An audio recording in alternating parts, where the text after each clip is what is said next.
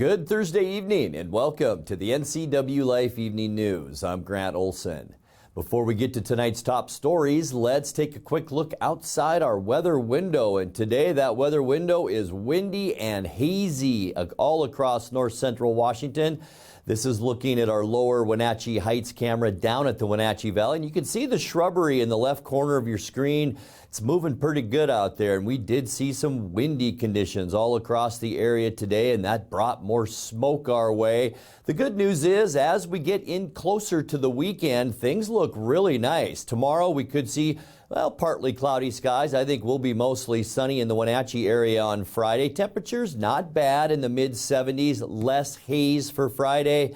And then I'll tell you what, folks, a beautiful first weekend of fall on Saturday and Sunday. Mostly sunny to sunny skies with high temperatures in the mid to upper 70s. And we'll have more weather information for you coming up a little bit later on.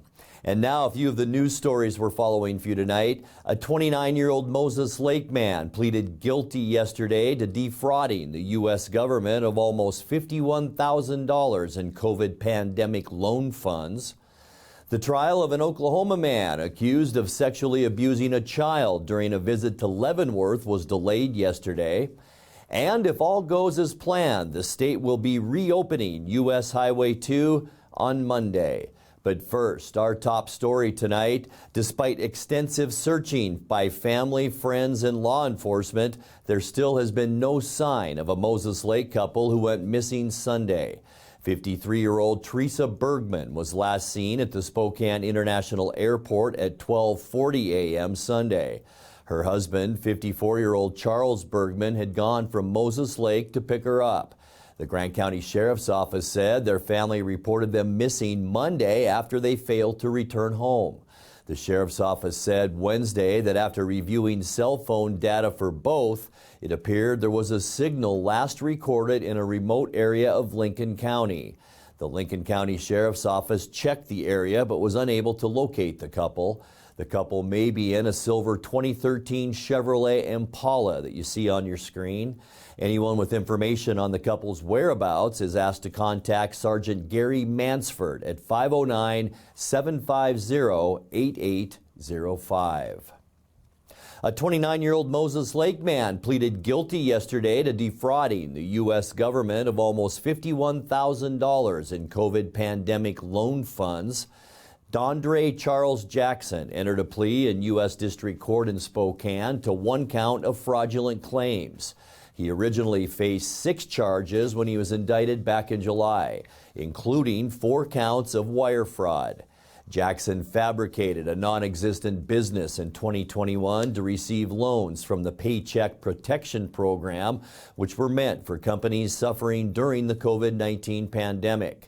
Jackson could be ordered to serve up to 5 years in prison, but under the plea agreement, federal prosecutors will recommend a far lesser penalty when he's sentenced on January 5th. The trial of an Oklahoma man accused of sexually abusing a child during a visit to Leavenworth was delayed yesterday after a key witness tested positive for COVID-19. 35-year-old Matthew Paul Engelbrecht was charged in 2019 with second-degree child molestation with Chelan County Sheriff's deputies, saying he had illicit sexual contact with a 13-year-old victim while staying at a Leavenworth hotel. Jurors had already been selected Thursday when the nurse who conducted the sexual assault exam came down with coronavirus and was unable to testify. Judge Robert Jordan agreed to reschedule Engelbrecht's trial to December. Well, if all goes as planned, the state will be reopening U.S. Highway 2 on Monday, more than 2 weeks after the cross-state route was closed by the Bolt Creek fire north of Skykomish.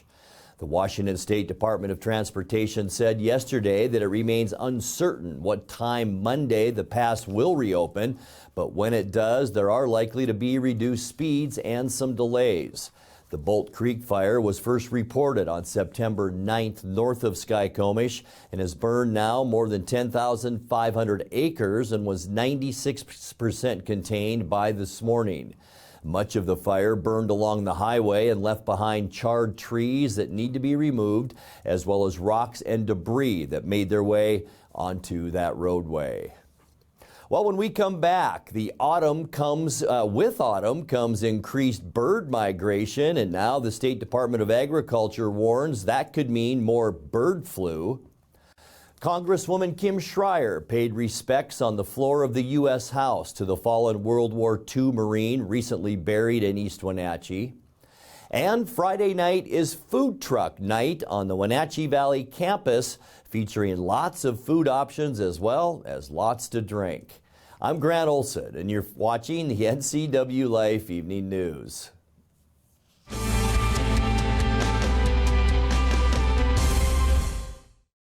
At D.A. Davidson in Wenatchee, they believe your investment success begins with a personalized plan. A plan that is the roadmap you need to navigate your way to living your best years in retirement. D.A. Davidson can help you create a plan so you can take the time to enjoy the finer things in life. Let the financial advisors at D.A. Davidson help chart your retirement future today. Right now, it costs $100 to fill this up and $1,000 to fill this up. We're all feeling it. Families and businesses getting squeezed because of broken supply chains and corporate greed. I'm Congresswoman Kim Schreier, and I'm leading the fight to suspend the federal gas tax to get prices down. And I'm holding big oil accountable so they stop ripping us off. I approve this message, and I'll keep fighting to bring down gas prices for you. Coming home should never be a chore. Let Merry Maids of Wenatchee customize all your cleaning needs. Weekly, bi-weekly, special occasion. Do you have a vacation home that needs cleaning? We clean them too. Locally owned and operated, let Merry Maids do the cleaning while you focus on your family and friends. Merry Maids has special offers to fit your budget. Request your free cleaning estimate today. 509-663-1710.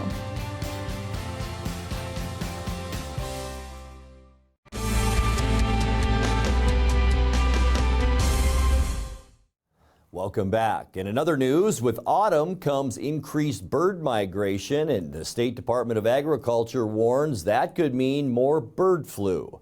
State veterinarian Amber Idle says Washington is preparing for an uptick in cases of highly pathogenic avian influenza, or HPAI.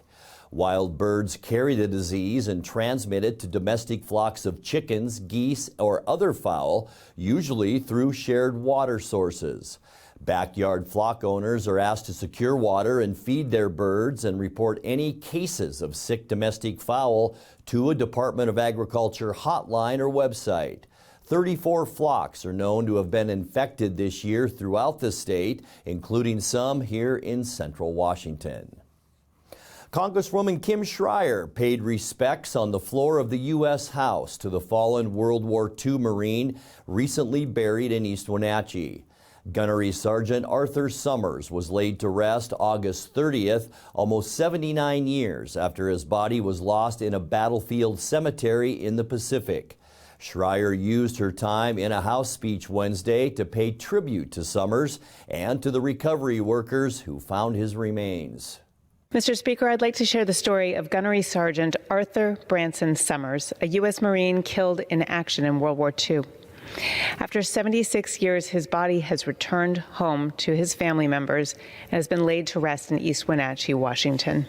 Gunnery Sergeant Summers of Company I, 3rd Battalion, 6th Marine Regiment, 2nd Marine Division, was killed in the winter of 1943 in the Baishio Island battle with Japanese forces. Sadly, Summers was one of 1,000 service members who died that day and one of almost 500 whose remains were never found. Tragically for his family, friends, and loved ones, they were deemed non-recoverable in 1949. But this changed in 2009 thanks to the tireless work of the nonprofit organization History Flight. History Flight began excavations in 2009 and discovered the body of Gunnery Sergeant Summers along with several other lost service members. His remains were brought home to his family, nephews David and Donald McCannell. He received an honorable burial in East Wenatchee, Washington. Gunnery Sergeant Arthur Branson Summers answered our nation's call at a time of great need, and for his service, valor, and sacrifice, we are forever thankful. I'd like to recognize History Flight for their work to return Summers home, and to thank David and Donald McCannell and their families for providing Gunnery Sergeant Summers an honorable burial on American soil. Well, a reminder as we head to break, Friday night is Food Truck Night, and that's spelled K-N-I-G-H-T, on the Wenatchee Valley College campus, featuring lots of food options, as well as local beers, ciders, wines, live music, and lawn games. The event is around the fountain from 4 to 8 p.m. and benefits the Wenatchee College Foundation. There is no admission cost, with guests only paying for any food and beverages they purchase. You're watching the NCWLIFE Evening News. Coming up next, tonight's feature story and your complete local weather forecast. That and much more still to come on the NCWLIFE Evening News. Please stay with us.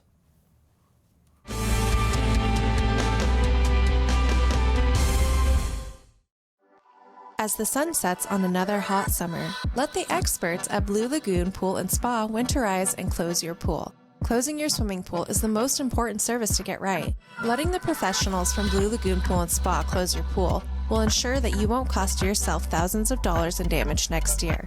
Want to save a little money? Consider dropping the water level yourself and save. Don't wait. Blue Lagoon's pool closing schedule is filling up quickly. Call today.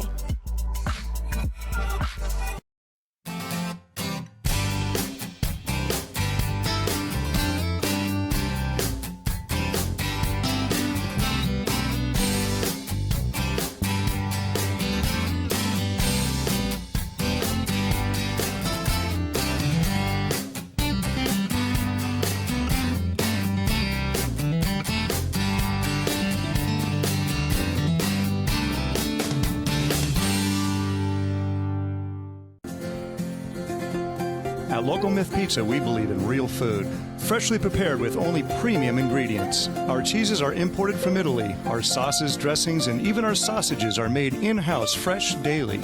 Featuring Northwest craft beers and 30 Chelan Valley wines and ciders. Family fun and amazing food. Eat local, drink local, and be local at Local Myth Pizza. Come see why Sunset Magazine says you can't beat Local Myth Pizza.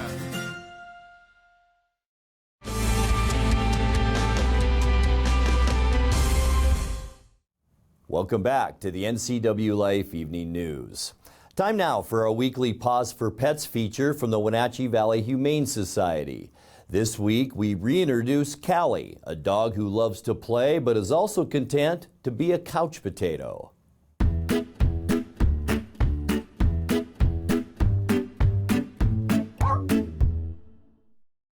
Hi, I'm Kristen. I'm the shelter manager here at Wenatchee Valley Humane Society, and I am here with Callie. She is one of our BMUD dogs. She is 8 years old. She's been with us now for about 6 months. She recently became available for adoption because she's been working on our behavior team. She's been working on overcoming some dog reactivity that she struggles with. She's made a lot of progress. She's now learned how to focus her eye contact on us and redirect from paying attention to the other dogs passing by. So she's made a lot of progress, and we feel confident that she's ready to go home now. So she's our pet of the week because she's such a great dog. She's so friendly. She loves all people that she meets. She loves to play, but she kind of likes to play for about 5 minutes, and then she wants to chill on the couch with you for the rest of the day. So she's not going to be your hiking dog or your park buddy, but if you want somebody to snuggle up on the couch with, Callie's your girl. She is not going to be able to live with any other animals. That's just not her thing. She wants to be the center of attention, which is perfectly fine because she's the sweetest girl and she's going to make somebody so happy. But yeah, so she is one who's going to continue to have some reactivity towards other animals when she sees them. So she needs to go to a home where somebody is willing to work with her on that and keep up the progress we've been making here with her. But other than that, she is just the perfect girl. She loves people so much. She's very well trained as far as sit and come. She wants to be with you all the time. What are you doing? She's got a big personality. She's just adored by everyone here. The Wenatchee Valley Humane Society is located at 1474 South Wenatchee Avenue and is open 11 a.m. to 6 p.m. and closed 1:30 p.m. to 2:30 p.m. for quiet hour. Give them a call at 509-662-9577 or visit their website at wenatcheehumane.org.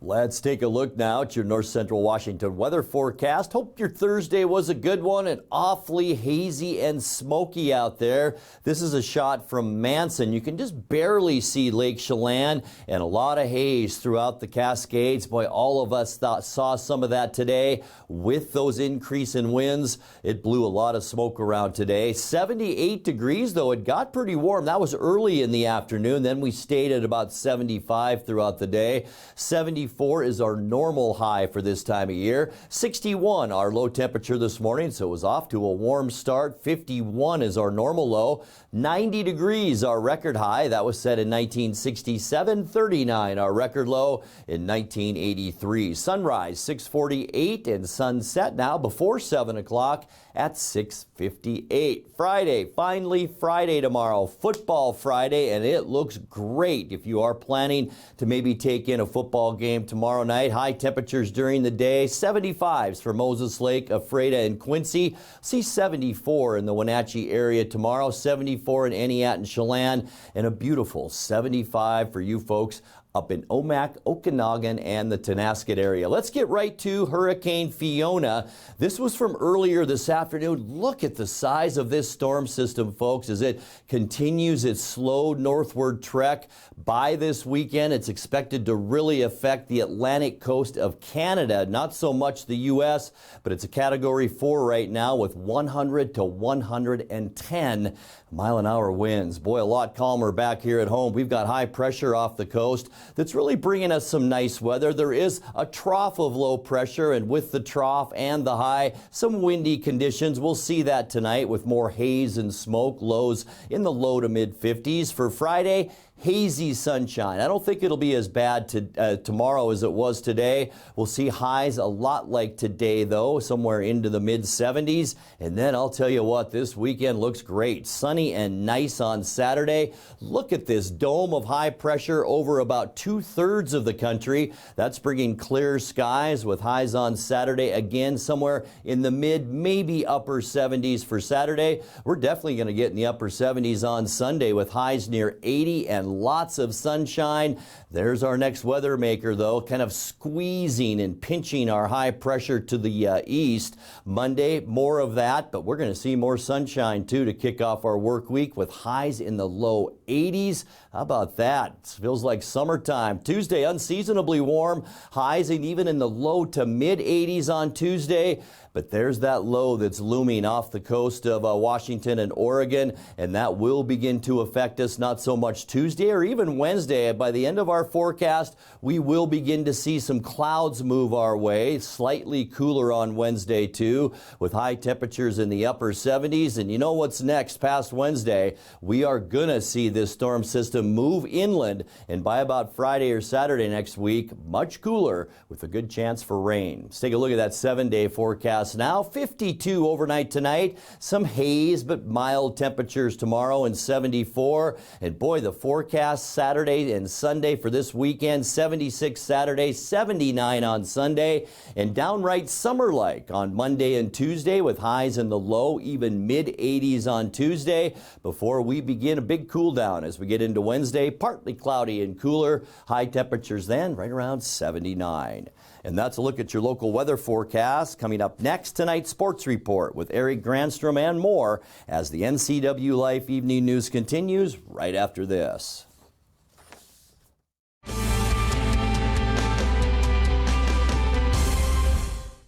Did you know people 65 or older make up 12% of the U.S. population but consume 34% of all prescription drugs? Protect yourself and your aged loved ones from prescription errors. Always read labels carefully to avoid mistakes. Ask your pharmacist if over-the-counter medicines conflict with your prescriptions, and never skip doses or take more than is prescribed. This message sponsored by Aging and Adult Care of Central Washington. Call 1-800-572-4459 for prescription assistance. Hi, I'm John Volan, and I'm running for judge here in Chelan County. For me, being a judge is a valuable way to serve my community. I believe that judges can make real and positive differences for the people who appear before them, as well as for the communities in which they serve. I'm asking for the chance to serve Chelan County and make those differences for you. This fall, vote for me, John Volan, for Chelan County District Court Judge. Paid for by the committee to elect John Volan for District Court Judge. And now it's a sports update on the NCWLIFE channel. And a happy Thursday to you. The Mariners certainly picked a poor time to get into a slump, trying to earn a playoff spot for the first time in 21 years. Seattle's lost 6 of their last 8 games, including a 2-1 decision at the hands of Oakland last night. Yes, Oakland. It was a pitcher's duel for 6 innings last night as Robbie Ray and James Caprellian went toe-to-toe, shutting out each other's teams offensively. Eric Swanson then came in relief in the 7th, and that's when Oakland broke the scoreless tie. And he rifles one down the third baseline fair. Diaz is going to dig for third. The ball is loose, and they're going to wave Diaz home. The throw is going to be way late. Head first slide, and the A's lead 1-0. Line drive center field and a base hit. Kemp comes through again. Machine scores. 2-0 A's lead. 1-2 pitch.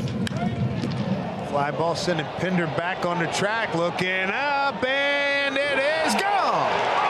LT Luis Torrens gets the Mariners on the board. It's 2-1 here in the 8th. With a couple of outs, they get a run. That's a huge home run. I'll tell you what, going the opposite barrel at night here in this ballpark, not an easy thing to do. Swing and a miss. He struck him out. Acevedo for the second night in a row comes in, does the job in the 9th. He picks up the save for James Caprellian, who was outstanding tonight. 7 shutout innings for Cap, and he gets his 4th win of the year, and the A's have taken the first 2 games of this series. As you saw it there, Luis Torrens, who was just called up from Tacoma, got one of Seattle's 4 hits in the game with that solo home run. Seattle faced Oakland in its 55th day game of the season earlier today. We'll have the highlights tomorrow morning on Wake Up Wenatchee Valley. Mariners came into the day 29-25 in games while the sun was up. Well, the Mariners remain a half game behind Tampa Bay thanks to another win by the Astros. Kyle Tucker and Martin Maldonado each homered to help the Houston beat the Rays 5-2. Texas came back to win the second of its 3-game series with the Angels by a final of 7-2. Seattle's lead for the final wildcard spot was narrowed to 4 games after Baltimore beat Detroit 8-1. Toronto fell to Philadelphia 4-3 in 10 innings, so the Blue Jays remain in the top spot by 2.5 games over the Mariners. Chicago remains 5.5 games back after an 8-2 loss to the Guardians, while Minnesota's chances continue to diminish after a 5-2 loss to Kansas City. Well, the Seahawks prepare for the Atlanta Falcons this week. They'll be facing former Oregon quarterback Marcus Mariota. The Heisman Trophy winner was the number 2 overall pick by Tennessee back in 2015, but was relegated to a backup role.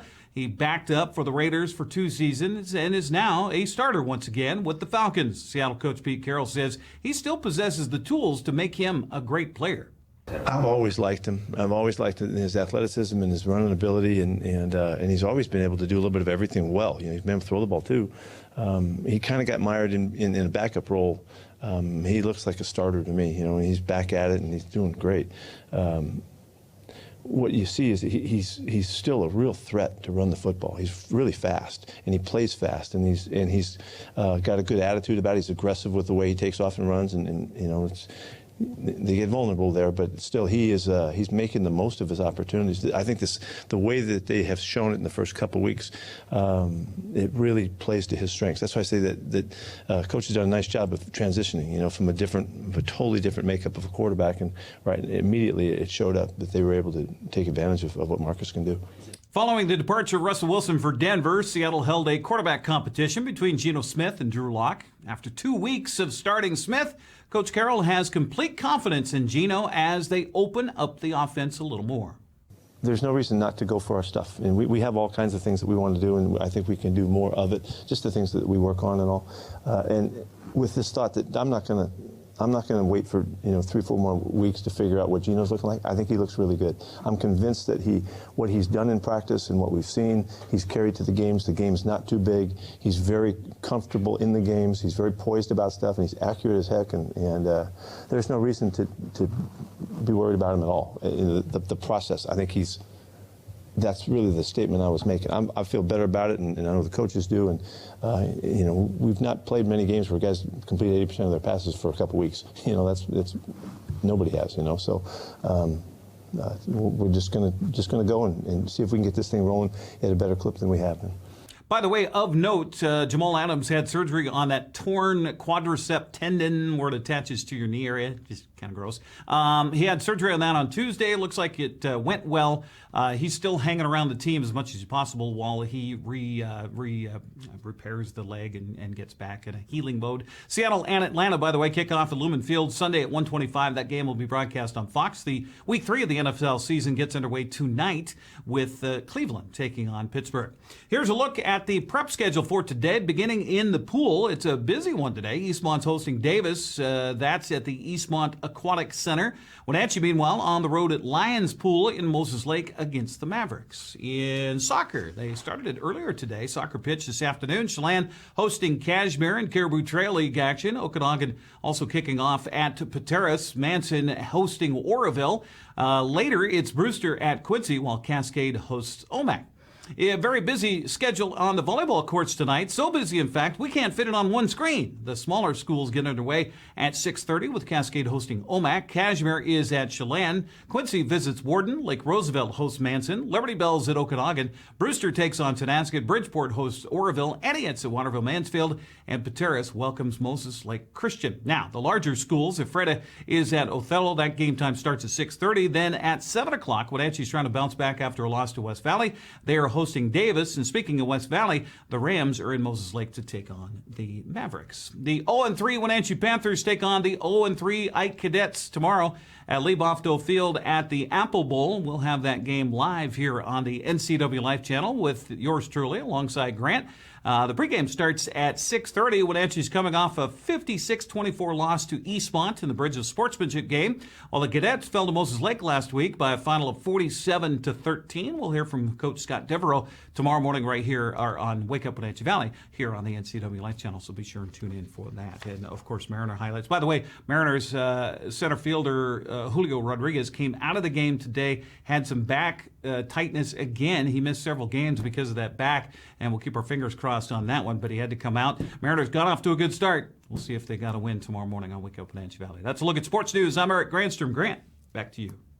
Thank you very much, Eric. And today is the first day of fall, and the Okanagan-Wenatchee National Forest has provided some images of the colorful changes that have already begun in the high mountains. As we leave you tonight, here are photos taken in the past 2 days by a Forest Service employee.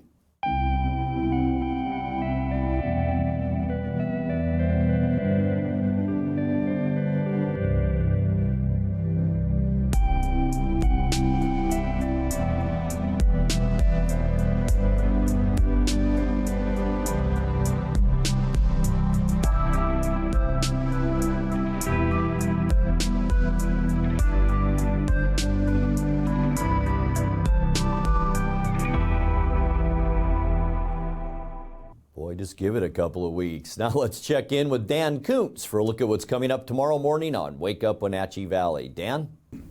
Thanks, Grant. Join me for the first full day of autumn tomorrow. We will have your autumnal forecast, which doesn't look too autumn-like, as Grant just told you. Looking pretty good if you like sunny and warm temperatures. We'll give you the latest forecast. Also, we'll find out what's going on with Highway 2. They're hoping to reopen it on Monday. If they've changed their mind, we'll let you know there. And we'll have the news, and we'll have sports, and we'll preview the Panthers and the Cadets for the game we'll have for you on Friday night. It's going to be a busy Friday, and we invite you to start your weekend right here, live and local with Wake Up Wenatchee Valley tomorrow morning at 7 a.m. Grant, back to you. Thank you very much, Dan. And that will do it for our newscast tonight. I'm Grant Olson. Thanks for being with us, and have a great night.